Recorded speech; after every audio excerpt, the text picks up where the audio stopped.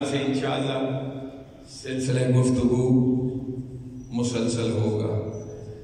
یہی be be پیغمبر خاتم اسے مباہلے میں لائے اور عظمت بتا دی کہ دیکھ لو، اگر صداقت قرآن پہ حرف آئے، اگر اللہ کی توحید پہ حرف آ رہا ہو، اسلام کی حقانیت کا مسئلہ ہو، میری بیٹی بھی صدیقہ ہے، میرے دونوں بیٹے حسن و حسین بھی صادق ہیں۔ اب خدا شاہد دربار میں جو بی بی سے گواہ مانگ رہے تھے، وہ بی بی کو نہیں جھٹلا رہے تھے، وہ قرآن کو جھٹلا رہے تھے۔ وہ حسن و حسین کی گواہی رد نہیں کر رہے تھے، وہ قرآن کی آیت کا انکار کر رہے تھے۔ اور اس بی بی کی عظمت پیغمبر خاتم نے صرف میدان مباہلہ میں نہیں بتائی، 6 مہینے تک پیغمبر اسی دروازے پر آ کر آیت تطہیر پڑھتے تھے تاکہ لوگوں کو پتہ چل جائے یہ کتنا باعظمت دروازہ ہے۔ اور خدا شاہد ہے، جب پیغمبر خاتم کا آخری وقت ہے، ملک الموت عزرائیل، منظر ایسا ہے، بیٹی کی گود میں باپ کا سر ہے، بڑی تکلیف میں گزارنے کے بعد دن کے کسی لمحے پیغمبر خاتم نے کچھ سکون محسوس کیا اور آنکھ لگ گئی۔ بیٹی اب ہلنا نہیں چاہتی، میرے بابا بڑی شدت کے بعد آرام سے سوئے ہیں کہ اچانک دروازے پر کسی نے دق الباب کیا، دروازہ کھٹکھٹایا۔ بی بی نے کہا من بالباب، کون ہے دروازے پہ؟ آنے والے نے کہا آل نبی مجھے اجازت دے، میں نے نبی سے ملنا ہے۔ میری آقازادی نے یہی تو کہا، نہ آنے والا تو کوئی بھی ہے، واپس چلا جا۔ بڑی تکلیف کے بعد بڑی مشکل سے میرے بابا سکون سے سوئے ہیں، آنے والا چلا گیا۔ دوسری مرتبہ پھر دق الباب کیا، بی بی نے یہی کہا، آنے والا گیا نہیں۔ جب تیسری مرتبہ دروازہ کھٹکھٹایا، زہرا کی آنکھوں سے صدمے سے آنسو جاری ہو رہے۔ یہ آنسو پیغمبر خاتم کے چہرے پر گرے۔ پیغمبر خاتم نے آنکھ کھولی، دیکھا میں بھی زندہ ہوں اور میری زہرا کی آنکھوں میں آنسو۔ کہتے بیٹا زہرا، میری زندگی میں کون ہے جس نے تجھے رلایا ہے؟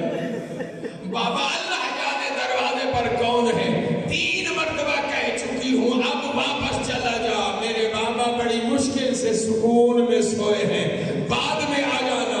بس یہ جیسی جملہ کہا نا بیٹی نے، پیغمبر خاتم نے رو کر کہا، بیٹی زہرا جانتی ہو تیرے دروازے پر آنے والا کون ہے؟ بیٹی زہرا، تیرے دروازے پر آنے والا وہ ہے جو کسی نبی کے دروازے پہ کبھی نہیں رکا، کسی مسیح کے دروازے پر کبھی نہیں رکا۔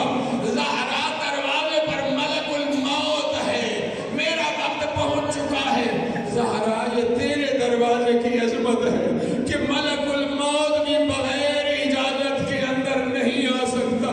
عزادار النبی نے جگہ جگہ اپنی بیٹی کی عظمت بتائی، اس دروازے کا شرف بتایا، لیکن ابھی پیغمبر خاتم کی قبر کی مٹی بھی خشک نہیں ہوئی تھی۔ مسلمان آ گئے اسی دروازے پر، نہ روتے اگر آتے تعزیت کرنے کے لیے، کہتے زہرا بڑا دکھ ہے تو یتیم ہو گئی۔ مسلمان آئے، خالی ہاتھ نہیں آئے، ان کے ہاتھوں میں کوئی گلدستے نہیں تھے جو عام طور میں تعزیت کے لیے لے کر جاتے ہیں، کوئی پھول نہیں تھے، کوئی اور کھانے پینے کی چیزیں نہیں تھی۔ عزاداروں، ان کے ہاتھ میں لکڑیاں تھیں، لکڑیاں لا کے در زہرا پر رکھی، اور ایک بولنے والے نے اونچا بول کر کہا علی کو باہر بھیجو۔ رسول کی بیٹی نے کہا علی جمع قرآن میں مشغول ہے، علی باہر نہیں آ سکتے۔ تو اسی آواز نے اونچی آواز میں کہا علی کو بھیجو ورنہ ہم اس دروازے کو آگ لگا دیں گے۔ قیامت تک ہمارے رونے کے لیے یہی جملہ کافی ہے۔ جب علی نبی کی بیٹی نے یہ کہا نا کہ یہ خدا کے بندو تم اس دروازے کو آگ لگاؤ گے، اس میں تو رسول کے چھوٹے چھوٹے بچے رہتے ہیں، اس گھر میں تو حسن و حسین رہتے ہیں، آنے والے نے بس ایک ہی جملہ کہا وَإِن، یعنی میں اس کا ترجمہ یوں کیا کرتا ہوں، ہوتے ہیں تو ہوتے رہے، ہمیں اس سے کیا؟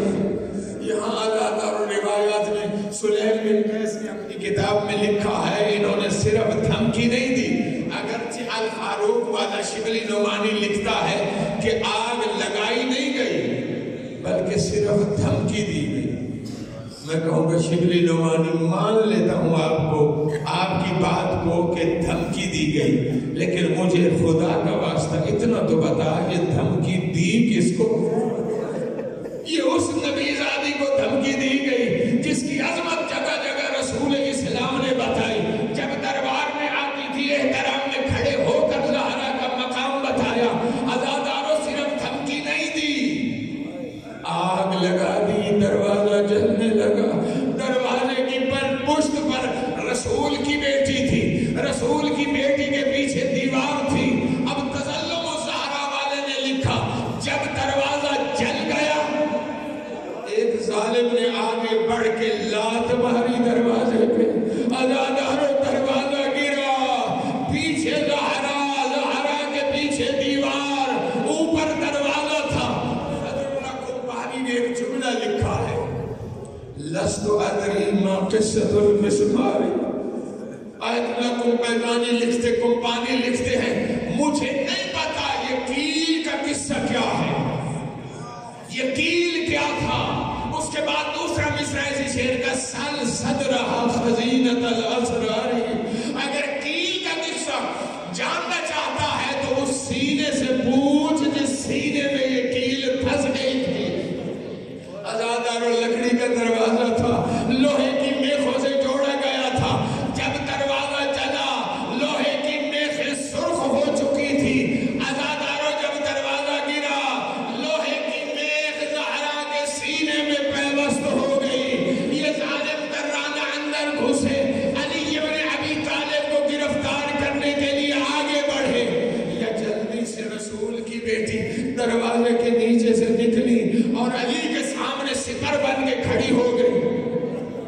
جب علی کے سامنے کھڑی ہوئی نا، نام سنا ہوا ہے آپ نے، کنفس، نام سنا ہے نا، جب یہ رسول کی بیٹی علی کے سامنے سپر بن کے کھڑی ہوئی، اس ملعون کے ہاتھ میں کوڑا تھا، اس نے کوڑا بلند کیا، جب کوڑا اس نے نیچے پھینکا، زہرا کے بازو پر ایک سیاہ داغ پڑ چکا تھا، اسی کی بنیاد پہ جب تک زہرا زندہ رہی دائیں ہاتھ سے تسبیح نہیں پڑھ سکی۔ عزاداروں جب یہ دیکھا نا، یہ دو روایتیں، ایک روایت جو کنفس والی، دوسرے خلیفہ کے دور میں جب ان کا دور خلافت آیا نا، جتنے گورنر تھے ان سے آدھی آدھی جائیدادیں واپس کی جانے لگی، لیکن کنفس کو نہیں چھیڑا گیا۔ کنفس کے پاس جتنی جائیداد تھی وہ اسی کے پاس رہنے دی گئی، اس سے واپس نہیں لی گئی۔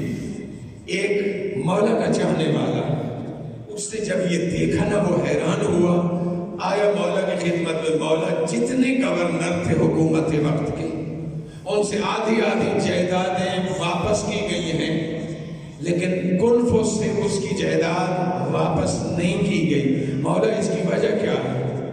عزاداروں جیسے آپ کے دل بھر آئے ہیں، ایسے جیسے مولا نے سنا نا کہ کنفس سے اس کی جائیداد واپس نہیں کی گئی، مولا دھاڑے مار مار کے رونے لگے اور رو کر کہتے ہیں ہمارے چاہنے والوں، جانتے ہو کنفس سے جائیداد واپس کیوں نہیں لی گئی؟ یہ اس کوڑے کے بدلے میں تھی جو اس ظالم نے کوڑا رسول کی بیٹی کے بالوں پہ مارا تھا۔ ایک یہ روایت اور دوسری یہ روایت ہے کہ جب ولایت کے سامنے زہرا سپر بن کے کھڑی ہوئی نا، ایک دراز قد ظالم نے تلوار نیام سے نکالی اور تلوار کا نیام زہرا کے شکم اطہر میں مارا۔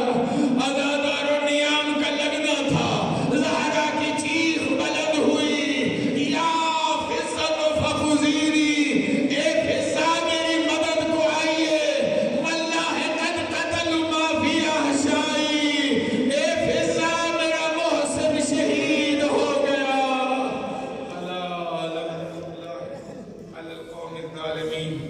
وَسَيَعْلَمُ